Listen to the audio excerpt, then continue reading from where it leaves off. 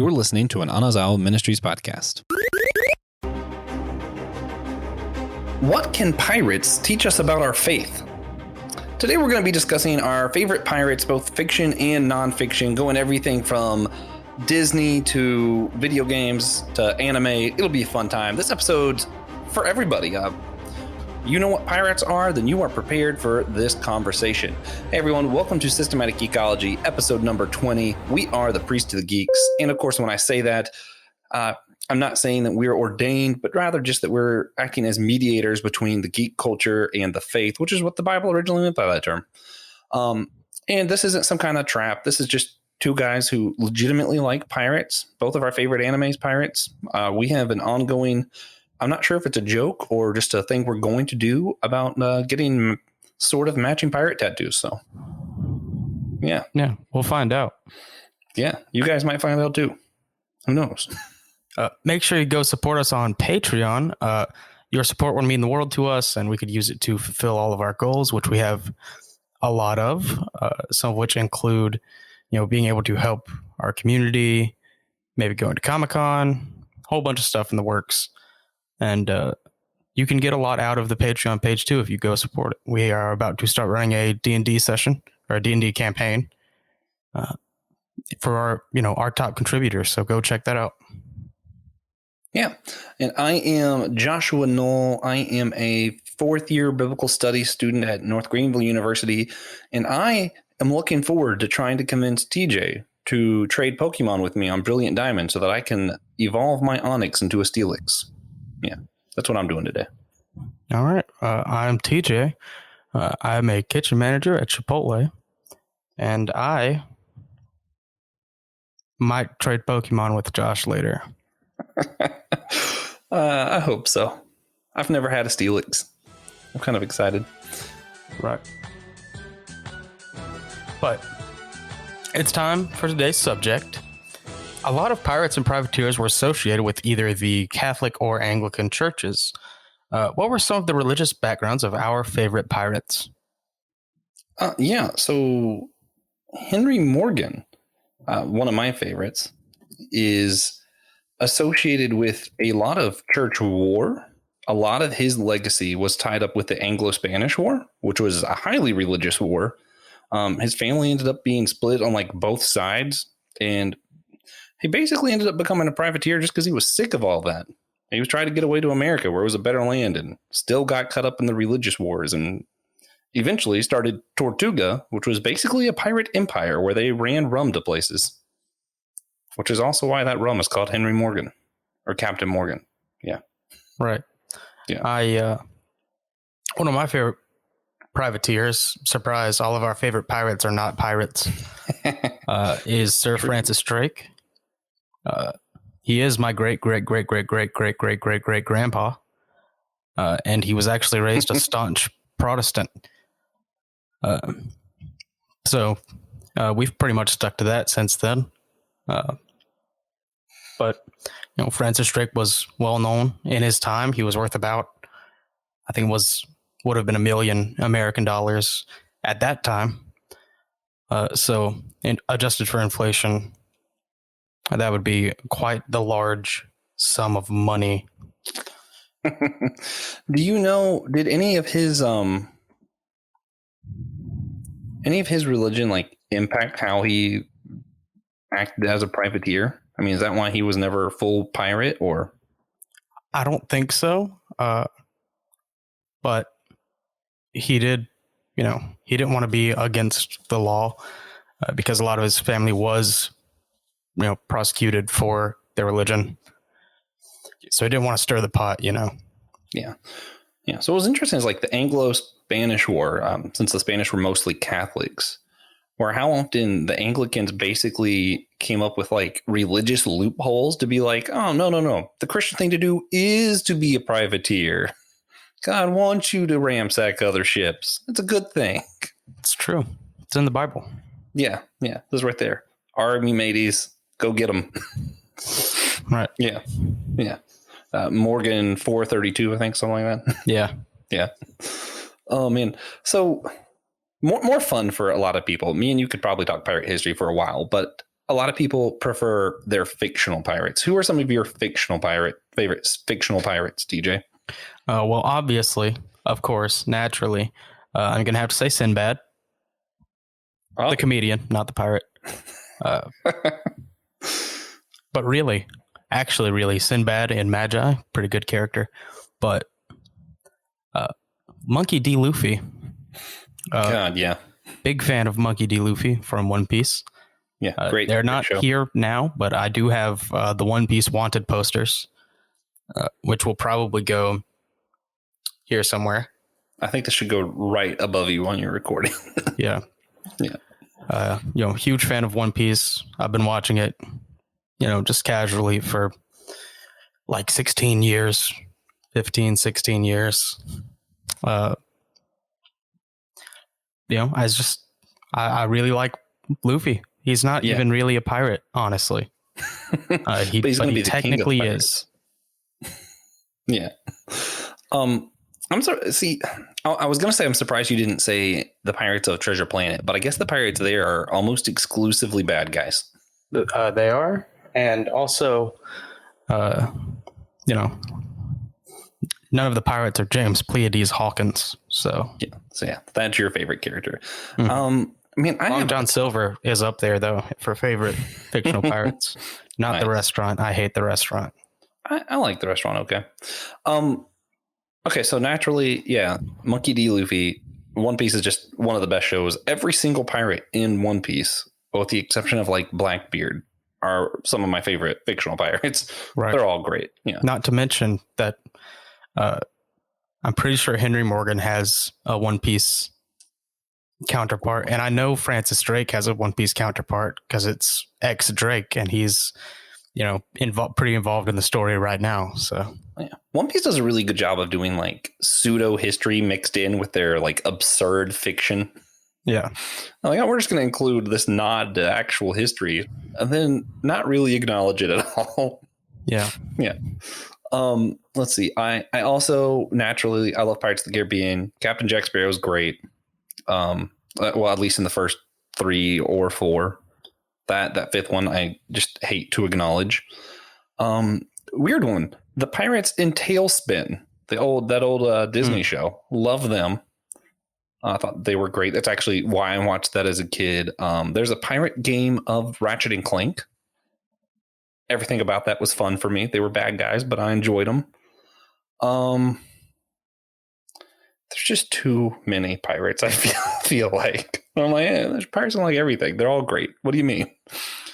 Do you see any of the religious backgrounds kind of playing a part in the history of these characters? Like, I don't really feel like it comes up much in One Piece.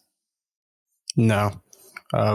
Religion and One Piece are pretty much completely separate. I don't even know if there is one referenced in One Piece other than a character calling himself God. Oh, which I don't even think I've got to that part. You have. It was Anel, the lightning guy. Yeah, no, I knew that. But he lost, so yeah. I think One Piece mostly includes like the struggle between pirates and the government, and that's always been kind of a big thing. And the thing was, in actual history at that time, government and religion weren't something you could separate. Mm-hmm. So in like real life, when pirates were around, it was pirates versus the government, but the government was also the religion. So it's kind of tied. You see it a little bit in Pirates of the Caribbean, with the Spanish trading company, all the Indian trading company, the Spanish fleets, all of that, and their right to the fountain of life by God and all that.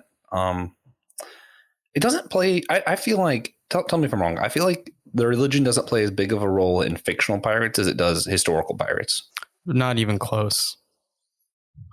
I think that's the part of pirate history that most people aren't as interested in. So when making your fictional pirates, people are just like, yeah, we don't need to write in those.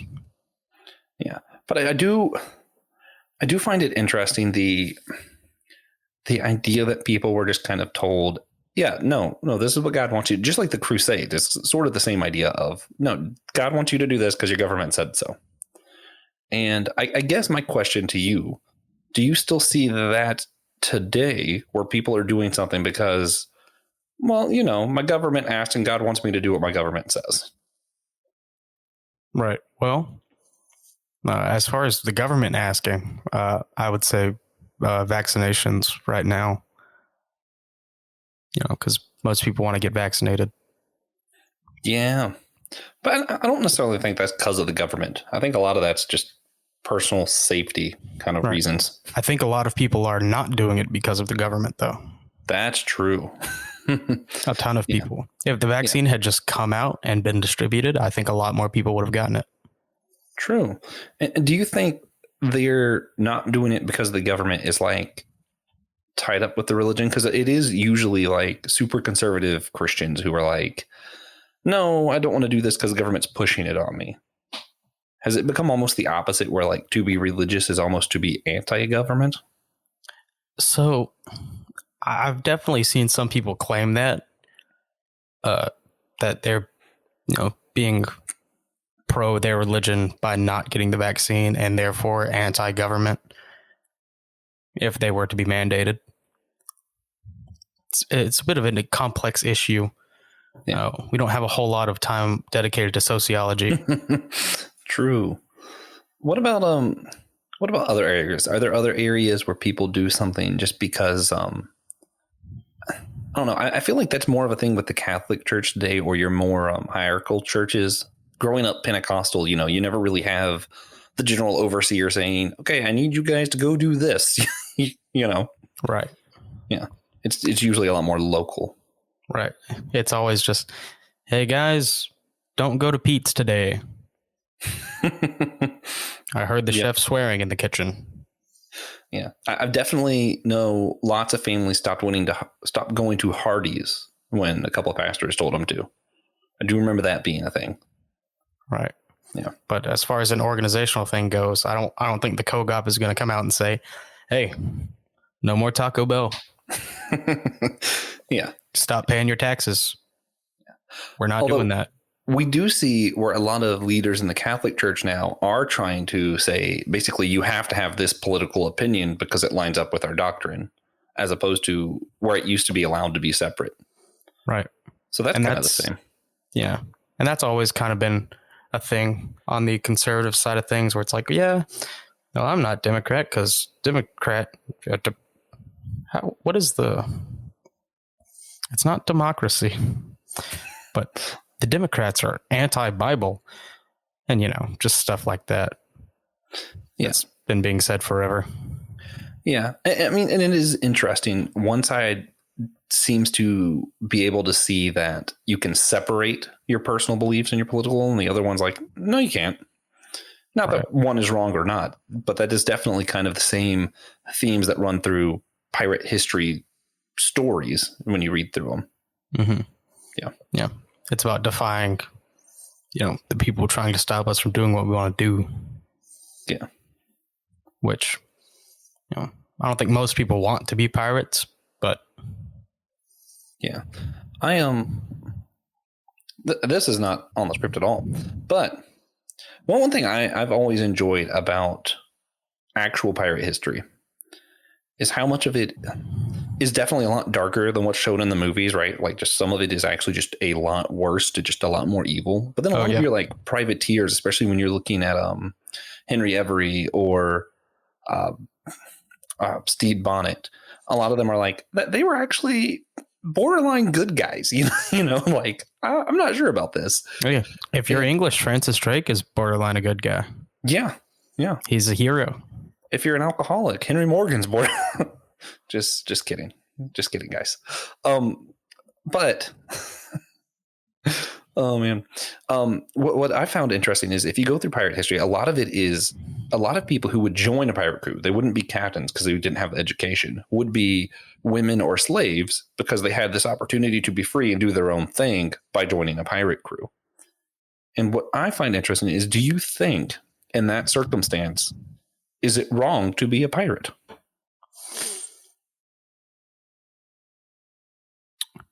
Again, that's a pretty complex issue. Yeah, that's why I'm asking you. The Bible says, and I don't know where it says this, but it does say it. You should follow the law of the land or something along those lines. unless it is unjust. So who's to say whether or not the laws against piracy are unjust? Yeah. We'll get more to that later. Actually, I have more thoughts of that, but that's when I want to get into Pirates of the Caribbean. Right. Yeah. Naturally. So what misconceptions do people have about pirates and privateers? Well, we already said some of these, but I definitely feel like a lot of people think that certain people were pirates who were just privateers, which means they were sanctioned by the government. They were being legal, doing what they were supposed to do. Right. My favorite one is how many people think Captain Kidd was this great pirate, when in reality, he just kind of was like, he was barely a privateer. His crew turned on him, and then they went and ransacked another ship.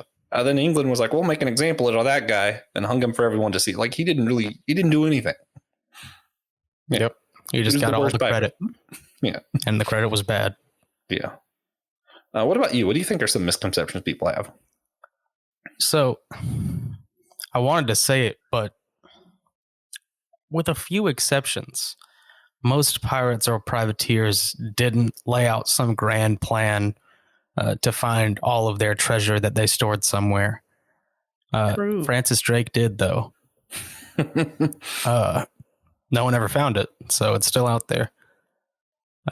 But, so I can't even think of any other examples, but is Francis Drake's treasure the One Piece? Is that what Luffy's going to find, and he's suddenly going to be king of the pirates? Yeah, I think it is. Yeah, I think so too. Yeah, he's going to find Francis Drake's coffin. Yeah. Which, by the way, was lined with lead and dropped into the ocean. Oh, wow. Off the coast of Puerto Rico, I think. Yeah. Ironically, I feel like both of our favorite privateers, who are not pirates technically, were the exceptions to that rule. Because like Henry Morgan, he didn't plan to bury treasure, but he definitely did plan that he was going to just have a lucrative enough business that no one would be able to get to him. Yeah. Smart guys. Except for our favorite pirates, when you compare it to how many privateers there were, didn't just set up some grand legacy, some grand treasure hunt. Most of them didn't just want to kill people because they were going to kill people. There were some pirate crews who were just, out to make a few dollars, a few doubloons. But mostly it was just people trying to do some good for a community, or, their own community, the only way they knew how. And a lot of them were just serving their government. When their government said, hey, go sink a bunch of Spanish ships for us. So yeah, I can't remember who it was now, but there was one relatively famous pirate who was in like cahoots with the New York governor. And that's what was really funny. So he was technically a pirate because he wasn't associated with the all of Spain or whatever or anything like that. But the governor himself would have parties and invite this guy and his crew over and give them all the spoils, and just kind of made it New York a safe place for them. And for a short time, New York was just a big pirate party place. Yeah. New York has been the coolest city in the world a couple of separate times. Yeah. And that probably was one of them. Although, if you weren't a pirate, you probably didn't want to be at that party. No. Because they were not good pirates. Those were the bad guys. Right. So why are pirate movies and shows so appealing to people? I think people actually just like how people dressed in that time era. Honestly, I think a large part of it's that, and then a large part of it's like the kind of music that typically goes with that kind of media. Yeah, kind of jaunting, Yeah. Speaking of which, what I love is this is a weird misconception. A lot of people think that the movies are portraying pirates as dressing way nicer than they would, but most pirate captains are stealing the clothes of the richest people in the area. They typically did dress really nice. Yeah. Pretty good idea. Yeah. Honestly. Yeah. Yeah. And most pirates weren't just like super scary people, but most people do seem a little scary with a cutlass in their hands.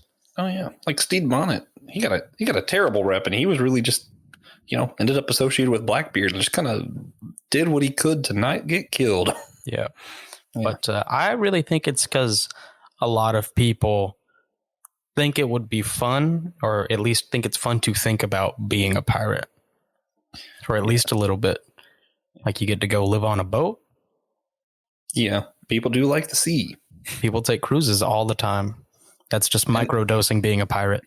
And there's treasure. Yeah, there's a lot of money involved. And it gets pretty fantastical. Most pirate movies, there's a little bit of shenanigans, a little rope swinging, a little ship combat. It's just a fun time.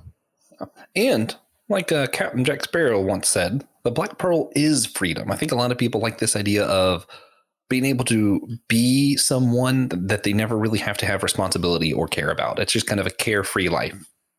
I feel like that's a large draw too. Right. So if you would like to weigh in on any of those questions, go on over to Facebook, check out our Facebook group, which is just called Systematic Ecology, right? Yeah. You will not see me there. I'm not a fan of Facebook, but it is a great group, I've been told. But, we have a bunch of our hosts are pretty active and pretty much always willing to talk about whatever. Yeah. Lots of fun there. So on to the theological and some other theological and philosophical means. And I told you guys I was going to get to it. In Pirates of the Caribbean, the first movie, near the end, so after everything that happens, it's basically been brought up that they wouldn't have been able to do the right thing or the moral thing if pirates were not involved in that particular story. So there was a quote that I wanted to discuss, and it was, perhaps on the rare occasion, pursuing the right course demands an act of piracy. Piracy itself can be the right course. TJ, do you feel like true or false? That's what I want to get at. Well, I'm going to say true. Sometimes piracy can be the right course. Now, I want to expound on that a little bit. Can sinning be okay if it just like is it like the means are justified by the ends kind of deal? I'm inclined to say no. You should never intentionally sin. Okay, so That's me being the opinion. absurd person I am, I created an absurd scenario. Are you ready for it? Of course. Yeah. If someone is basically giving you the choice of you kill yourself or else they kill, I don't know, someone you care about really dearly. I won't give a specific example because it will inevitably offend someone. Yeah. Would either of those choices be sinful? Like allowing the person to murder someone else or killing yourself? Like, is that just like a lose-lose situation for you? It is. And it's a lose for my answer, which is I would kill them. They can't stop me. Smart. Okay. All right. So to go with this, I did want to look at the Bible verse in Hebrews 11, which is known as the Hall of Faith. So we're talking about all these heroes of the Bible, of the Old Testament, right? In Hebrews 11:31, it says, by faith, Rahab the prostitute did not perish with those who were disobedient because she had given a friendly welcome to the spies. So in this particular scenario, Rahab in the Old Testament, she lies about hiding spies. God blesses her for that lie. And also, she wouldn't have welcomed him in the first place if she was not a prostitute. DJ, how do we feel about Rahab?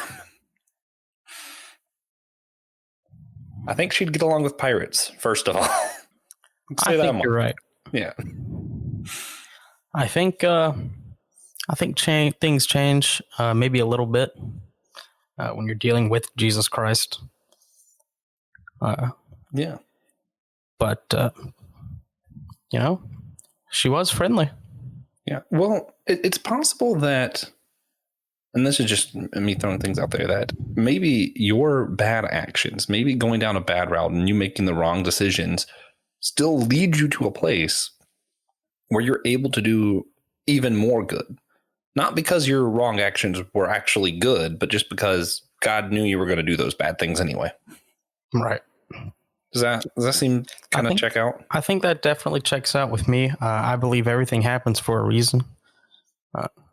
And God knows the reason. That's why I'm very go with the flow kind of guy.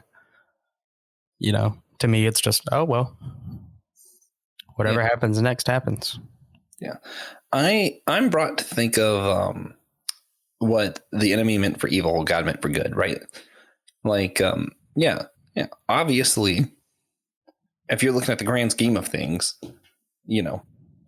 dark spirit, Satan, whatever you want to say, they're looking at pirates thinking, hey, that's a win. That's, checkbox right there. They're stealing, murdering, plundering, all the stuff that they're doing. Good win.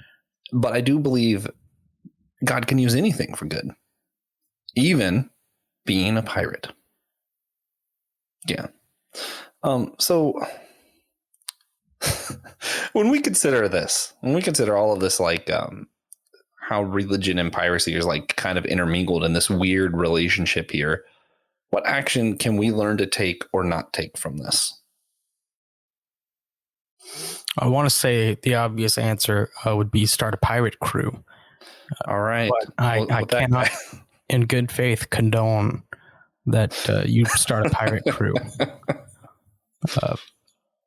But I think the real lesson is multifaceted, really. First of all, history is written by the victor. Write that down. Also, sometimes the ends might justify the needs or the means. Because, Robin Hood is basically a pirate just on land. That's another one of my favorite fictional pirates, Gallivant, season 1, near the end.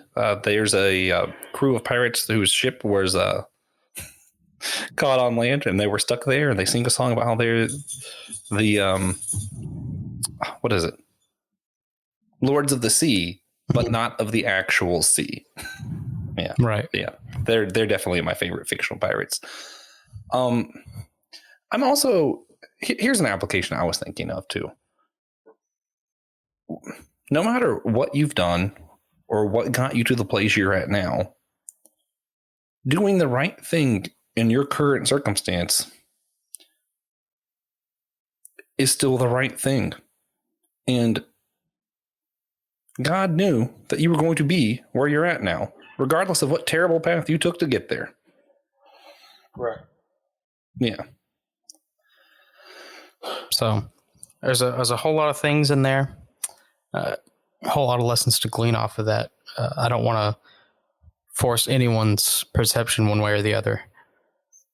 But I did want to ask, what would you do if you found yourself on a pirate crew and you found yourself suddenly not fighting for the right cause? You no longer felt just in your piracy. Who knows? Would you mutinize? Would you jump ship? Do you know how to swim? It's the 1600s. Yeah, like if you were in the crew, because if you leave, they might kill you. Mm-hmm. You can't be the sole mutineer. Mm-hmm. Yeah, that's rough. Right. But now it is time to wrap up, and naturally, we like to give a few recommendations. Josh, is there anything you'd recommend for our audience this week? Yes. Episode? I'm going to stick pirate themed. The book Empire of Blue Water, fantastic, goes through the story and history of Captain Henry Morgan, how he created an entire empire of pirates just because he was tired of a religious war. And it's a really fantastic read. All right. I'm also going to stay pirate themed. If you have a PlayStation or have access to one, go pick up an Uncharted game. The Uncharted series is about Nathan Drake trying to find Sir Francis Drake's treasure, mostly. Somehow I never knew that. And I played one of those games. Yep, you played the fourth one, I think. But if you were looking to follow me online, I am on Instagram primarily at manafinesse.destiny. Good luck typing that in if you're just listening. But that is where you can find me. It's the only place I'm even kind of active, and I don't post. So, Yeah. or However, you could check me out on the Whole Church podcast, wherever you're listening to this now. Yeah. TJ and I both host the Whole Church podcast together, and you can find both of us on systematicecology.org. You can go to the host, scroll down, and you'll see all the episodes TJ and I are in, if you are so inclined to do so. All right. Where do you want to plug one of your socials, Josh? I did not. All right. Next episode, we'll be talking about Squid Game with hosts Alex Matthews, Alicia Matthews, no relation, just kidding, Ali Kuntz, and Dan Stewer.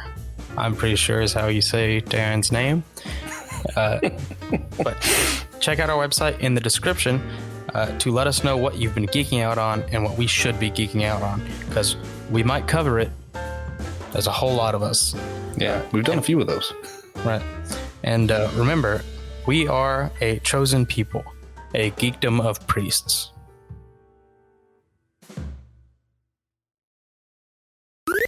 This was an Anazao Ministries podcast. If you enjoyed this show and would like to learn more about our network, be sure to check out the Anazao Ministries podcast network.